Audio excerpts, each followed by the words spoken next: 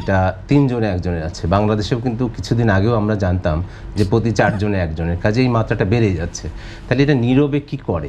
কোনো উপসর্গ কিন্তু করে না। কিভাবে হয়? রোগীটা ধরা পড়ে যে ধরেন যে কিছু মানুষ ডাক্তারের কাছে গেল, ডাক্তার প্রেশার মেপে বলল আপনার তো প্রেশার বেশি। এটা কিন্তু হঠাৎ করে এটা ইনসিডেন্টাল ডায়াগনোসিস হয়ে গেল। কিন্তু বেশিরভাগ যেটা হয়, আমি যদি উপর থেকে আসি, আমাদের ব্রেনে যে আমরা স্ট্রোক দেখি, স্ট্রোক 2 ধরনের, একটা রক্তনালী জমাট বেঁধে যায়, একটা রক্তক্ষরণ হয়। এক্সট্রিম মশার কয়েল প্ল্যান্ট ফাইবার দিয়ে তৈরি, তাই সহজে ভাঙে না, সুগন্ধিযুক্ত ও নিরবিচ্ছিন্নভাবে জ্বলে। ডেঙ্গু, চিকুনগুনিয়া বাহি সহ যে কোনো মশার বিরুদ্ধে দেয় এক্সট্রিম সুরক্ষা। অনেকে আছেন দেখবেন যে অনেক বেশি হঠাৎ করে প্রেশার বের হয়ে সে আবোল তাবোল অজ্ঞানের মতো হয়ে যাচ্ছে, ইনক্যাফালোপ্যাথি বলি। অনেক আছে ডিমেনশিয়ায় ভোগে।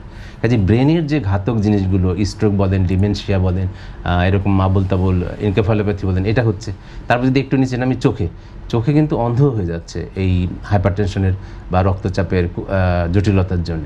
এরপর যদি আমরা হার্টকে ধরি, যে হার্ট যখন বেশি প্রেশারে কাজ করে তখন তার দেয়ালগুলো, মাংসপেশিগুলো মোটা হয়ে যায়, হার্ট ফেলিওর হয়, হার্ট অ্যাটাক হয়, অনিয়মিত হৃদস্পন্দন হয়।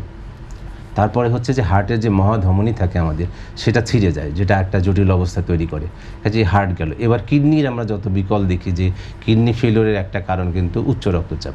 আবার যাদের কিডনির সমস্যা আছে তাদেরও কিডনির রোগ হতে পারে।